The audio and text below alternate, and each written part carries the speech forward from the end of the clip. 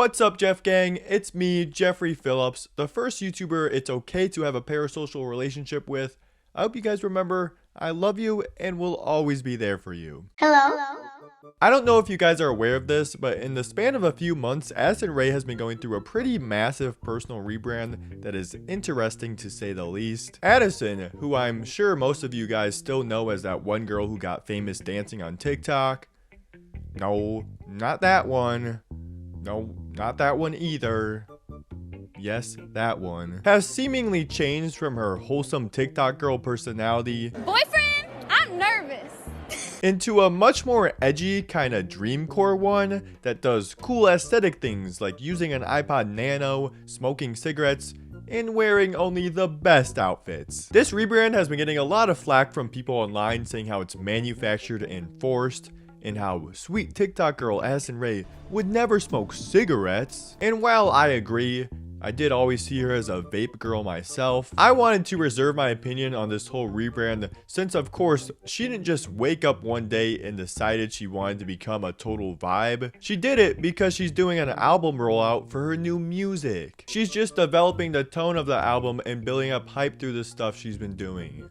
It's kind of like what JoJo Siwa did a year ago when she released the song Karma, except better in every way possible. Fortunately for me, this actually works out perfectly because as I've done with other content creators turned artists, I've really wanted to check out Addie Rae's music for some time now to see if it's good or not. And now with her recent self-titled album coming out and her social media antics, it looks like I have the perfect excuse to take a look into Addison's career as a whole, not only to judge her musical abilities, but to also find out if this new Addison is forced or manufactured. So everybody, let's do just that and join me on this journey as we try to find out if Addison Rae's new vibe is legit or just bullshit.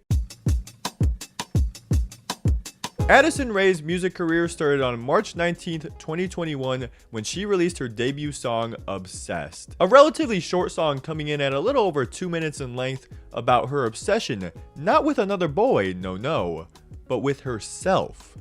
Hashtag self-love. One thing that's interesting about this track is for 4 months prior to its release, Addison actually practiced her songwriting skills by working with highly acclaimed writer Jacob Kasher Hinlin, who's known for writing hit songs like Memories by Maroon 5 and Savage Love by Jason Derulo. Wait.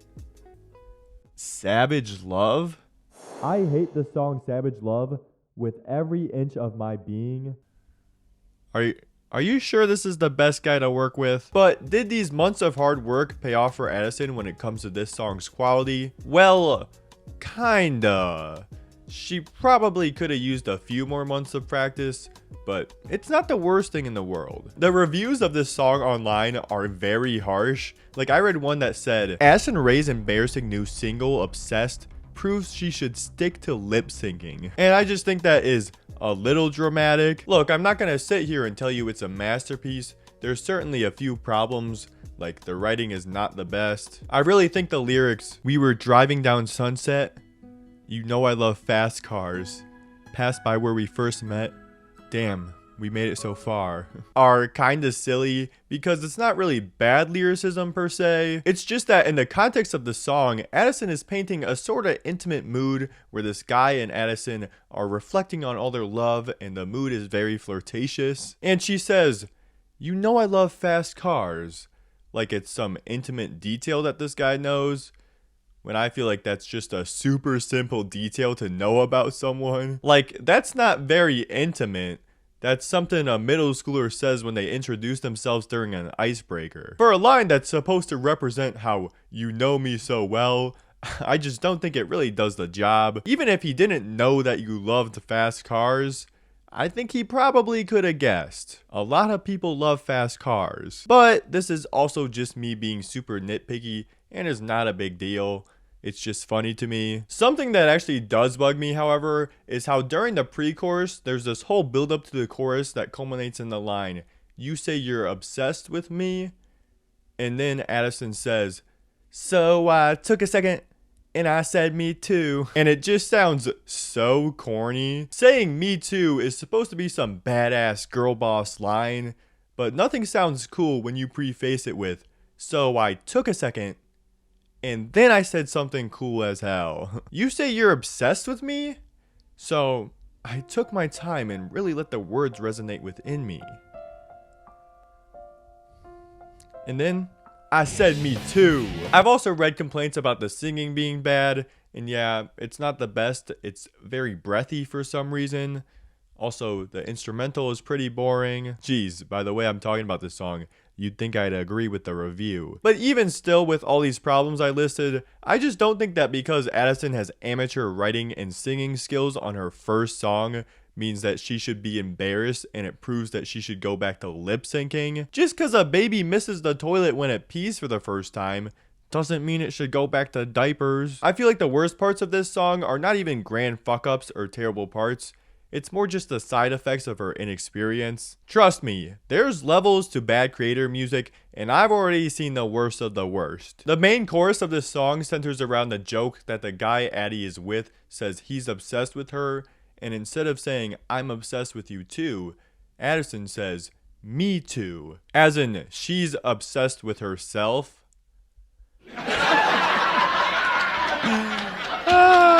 And this joke might have greater lyrical depth than all of Dreams and Dixie D'Amelio's music combined. Yeah, it's a bit shallow, but at least it's a little tongue-in-cheek and fun. It's certainly better than just making a song about being sad, which was basically what Dixie did with all of her music. Half her songs were just, oh, I'm having a bad day.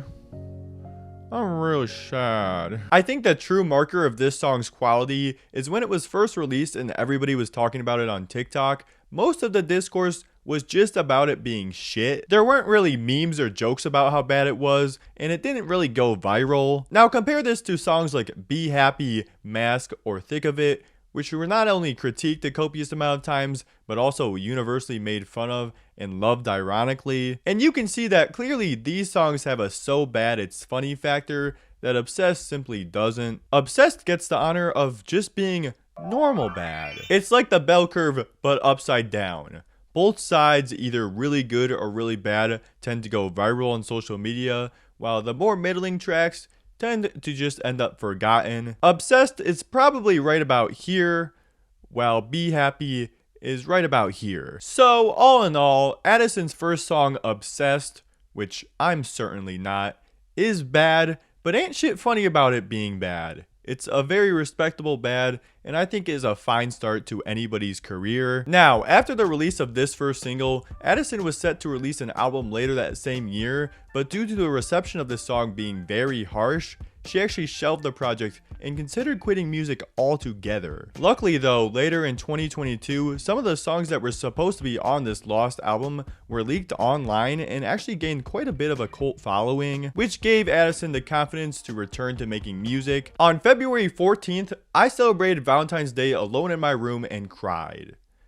And that was also the day in 2023 when Addison first began teasing her new music again, as she changed her Spotify bio to read Addison Rae 2023. Then as the year went by, more and more speculation grew about her music until finally in August, Addison announced she would be releasing a 4-song long EP made up of songs from her lost album that would represent an end note to the past few years of her life and signify her next steps forward as an artist. Then, only a few days later, on August 18th of 2023, she released that EP and titled it AR, which some of you diehard fans might have noticed is also her initials. So, was the wait worth it for this unexpected following Addison had grown? Well, surprisingly, yeah. This is a pretty solid collection of 4 songs. In this EP, Addison takes everything about Obsessed and improves on it. Her writing is less cringe, her singing is improved, the instrumentals have more going on, and this time, she has bubblegum in her mouth. Yummy! The first track on this EP, called I Got It Bad, is a very fast-paced and energetic song about Addison's crush on this bad boy, and it's much better than Obsessed. It's kinda wholesome too, because it's a song with a lot of references to her boyfriend Omer Fetty. How sweet. He drives like a maniac in his black Range Rover. This is about Addison's boyfriend, Omer Fetty, who has a vehicle that is a black Range Rover. But does he drive it like a maniac? He calls only late at night and he calls me baby. This lyric is just referring to Addison's boyfriend Omer Fetty, who calls her baby. Wait, he calls her baby? Like a child? That's kind of weird. Baby is a term that means a person who is having a romantic relationship with. Oh! Thanks, genius. Honestly, though, it's one of my least favorites, not because it really sounds bad, but because it's a song about falling in love with a bad boy. I think I've heard that like a million times. The next two songs, though, To Die For, which actually features Charlie XCX, and Nothing On But the Radio, I actually do like a good amount. They both have great choruses that were getting stuck in my head while I was working on this video and are just overall solid songs. Although I'd say To Die For is really the only one I consistently enjoyed throughout its whole runtime, which is funny because most of these songs are 2 minutes long. Then the last song is It Could Have Been You, which is about how Addison Rae is making out with all these other boys when it could have been her ex if he didn't make so many damn mistakes. It's a fine song, but just didn't really stick with me. I think the best way to describe this EP is as someone who had worked at Old Navy for a little bit. I feel like I have heard almost every basic pop song in the world, and I couldn't stand some of them. I remember this one called Single Soon, which is about this girl who's breaking up with her boyfriend and how excited she is to do it. It fucking sucked. I would listen to it while terribly folding clothes, just thinking to myself, what kind of terrible artist made this? And then I found out it was made by Selena Gomez. Come on, Selena. You're much better than that. But every once in a while, there would be one or two songs that played during my shift, which I kind of enjoyed. Now, it's not like I would listen to them on my own time or add them to a playlist, but just for one moment during that 8-hour shift, I found peace listening to those songs. And that's how I feel about the songs on this album. No, I'm never going to listen to them after I'm done working on this video, but if I heard them while working at Old Navy, that would have been awesome. That would have made my shift. This EP is retail pop music at its best, baby. So those are my thoughts. It's short, only about 10 minutes long, it's inoffensive, and probably falls right about here on the viral bell curve. But now, we're gonna get to the juicy stuff, because soon after this EP, Addison locked the fuck in. In late 2023, she had a meeting with the CEO of Columbia Records, in which she presented her music ideas for the future, and this impressed the CEO so much that he signed her to the record label on the spot. After this, Addison spent months and months working with writers and listening to music until on August 9th, 2024, this all culminated into the release of what might be her most impressive song yet, Diet Pepsi. A song that took the pop world by storm, getting praise from critics right out of the gate who asserted this was a turning point for Addison's music career. And I couldn't agree more. This is the first time I have heard Addison, or really any other creator turned musician, really create their own sound. KSI and Addison had the ability to make a good song before this, sure, but it always felt like a good song for them was something that most other artists could also do. Diet Pepsi, on the other hand, is actually so unique. It has a sort of ethereal and angelic vibe that almost makes you forget that this song is just about having sex in the backseat of a car. I actually have a funny story when it comes to this song too. Right about when it was releasing, I was thinking about making a sequel to my When TikTokers Make Music, and I wanted to cover Addison's music first, so I went to her Spotify and played her recent song, and I remember just thinking, damn it, this song is way too good to make fun of. And then I just scrapped the video. So yeah, it's that good. It's so good that a 20-year-old white boy couldn't even make fun of it in a 20-minute YouTube video. Now that's high praise. My favorite part about this song is how this part kind of sounds like she's saying playing Monopoly.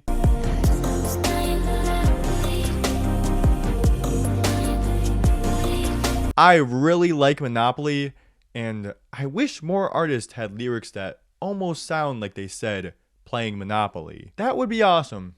That would be cool. Before I go too in depth into this song, I want to also mention the 3 other lead singles from Addison's album, Aquamarine, High Fashion, and Headphones On. Because I believe that all 4 of these songs together do a great job at representing Addison's growth and change as an artist. First, Diet Pepsi is like the bridge between the old Addie Rae and the new Addie Rae. As I said before, it's certainly a different sound, but it's still very poppy and features a lot of the same tropes Addison used in her first 5 songs, notably her obsession with being a passenger in the car. Did you know that right now, if you were to listen to one of Addison's first 6 songs, there is a whopping 50% chance that there will be a verse about Addison being a passenger in the car? And that's not even counting the song where she says her boyfriend drives like a maniac. I guess she wasn't lying.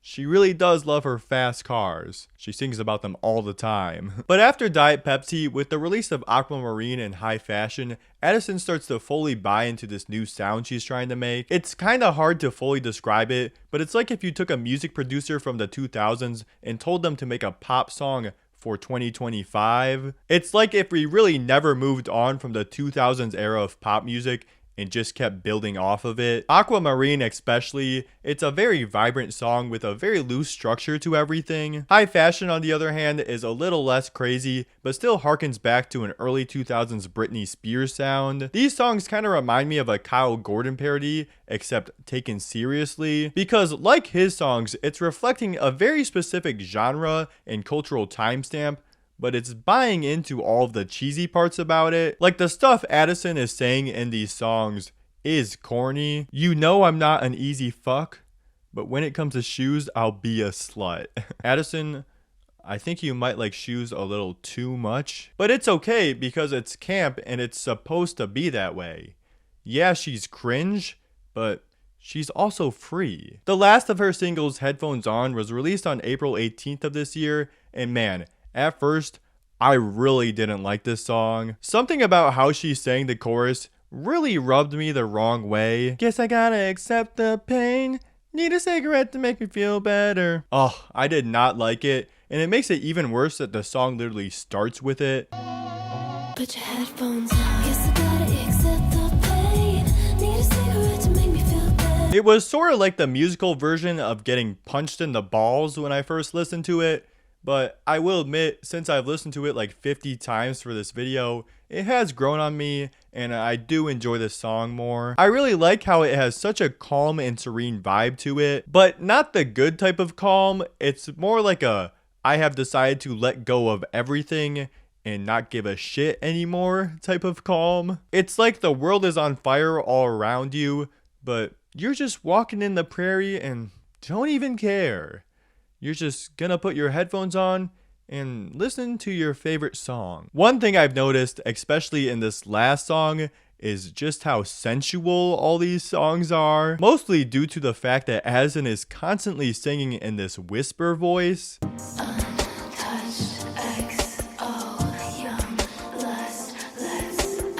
And she's also moaning a lot. It's like she's trying to seduce me while I listen. This is the music equivalent of a girl giving you a lap dance and like whispering in your ear the whole time. Come and put your headphones on. Except instead of sitting back and enjoying it, I'm really tensed up and kinda scared. Like, Addison, please. I'm in class right now. In all seriousness, I wish someone could count how many times she moans in these songs, cause it's gotta be a lot. Just kidding, I did. It's 18 times. 18 moans in 4 songs. I'll have what she's having. All in all, this was a pretty amazing group of 4 songs that had me really excited for her album. However, before we delve into that, Addison had one last journey she went on as she performed live at Coachella with Charlie XCX a few days before releasing her album, which I'm proud to cover in my new segment I made just for this video, Jeffery Phillips Reviews Live Music Performances. Alright everybody, welcome to Jeffery Reviews Addison Rae's Coachella performance. Let's go. Made another page just to look at my pics, my tight dress and red lips. I know you want it. I'm just living that life. Links with Addison. Yeah, just not very good. Doesn't sound so good. Yeah, so that's it for this segment. Thank you for watching. Let's go review her album.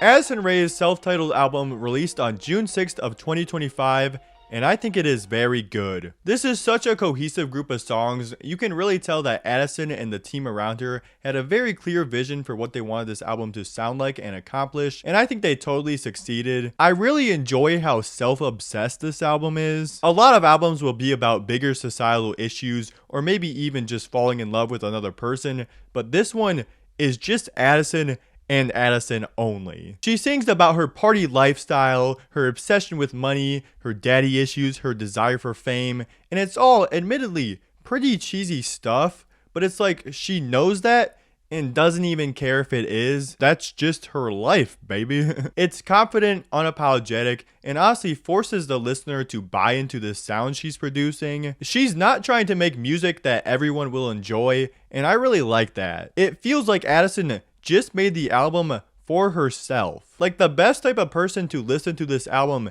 is Addison Rae. If your guys' name is Addison Rae, you would love this album. Not gonna lie though, at times this was a self-obsessed bad bitch energy that I couldn't even keep up with. Sorry, I'm a white guy. I think Believer by Imagine Dragons is much more my pace. Songs like New York and Money Is Everything, I just couldn't get behind. Their lyrics are just too cheesy. Oh God, I love New York, love New York, love New York, love New York, love New York. Feel so free, feel so free, feel so free. It's my religion. Love New York, love New York, love New York, love New York, love New York. Feel so free, feel so free, feel so free. It's my religion. Holy shit! I have got to go to New York. That place has got to be insane to have Addison acting this way. She said it's her religion. Sorry, Jesus. I pray to New York now. Pocket full of sunshine bursting through the seam. Say baby, don't lie. Money's everything. Diamonds are my best friend like I'm Norma Jean. Say baby, don't lie. Money's everything. Can a girl have fun? Can a girl have fun? Can a girl have fun, fun, fun? Money's everything. Can a girl have fun? Can a girl have fun? Can't a girl have fun, fun, fun? Yes, Addison. It's 2025. Girls are allowed to have fun now. Now, don't get me wrong. I can see the vision.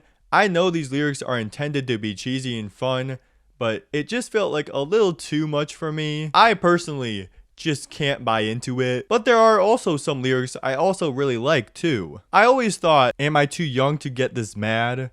Am I too old to blame my dad? Was a funny one because, first of all, probably relatable to a lot of people, but it's even funnier when you realize that Addison Rae's dad is kind of a wacko.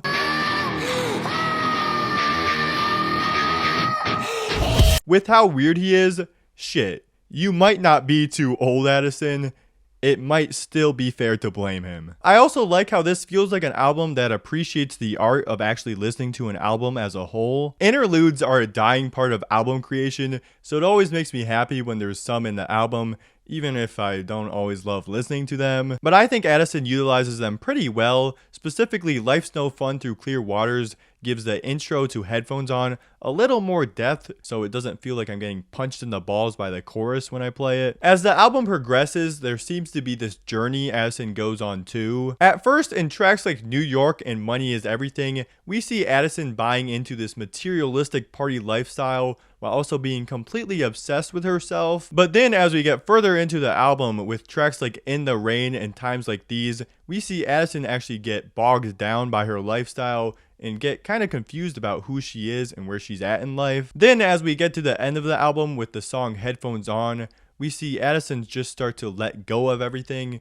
and let life do its thing. And I think it's a pretty good culmination of everything. Although, I still don't like how the last song on this album was released as a lead single. Even though it makes sense as it's one of the better tracks off this album, I still think it would have had more oomph if the first time I heard it was in the context of the album. But I can totally understand from a marketing standpoint because after all, money is everything. In conclusion though, this album is a triumph for Addison because she's making music at such a high level, and I know that anybody who knew her from her TikTok days would never believe she could make music like this. Even I'm pretty surprised. I'm listening to these songs and I'm thinking, do I really like Addison Rae's music? Oh my god, that's so embarrassing. I know that it sounds like I'm glazing her towards the end of this video, but I really like when artists have this grand vision and are able to express it through a medium. and Addison has that vision. It's something that I felt was missing in all these other influencers who create music, so it was really refreshing to see and hear. It's a little inspirational too, because look where Addison started. She was the joke of the town. But now, I'm sure that critic feels really stupid. So everybody, I think we learned a valuable lesson today. It's not about how good you are when you first begin. It's about how much work you're willing to put into your dream. Thanks for watching, everybody. I'm Jeffery Phillips, and don't forget to live, laugh, and love. Oh.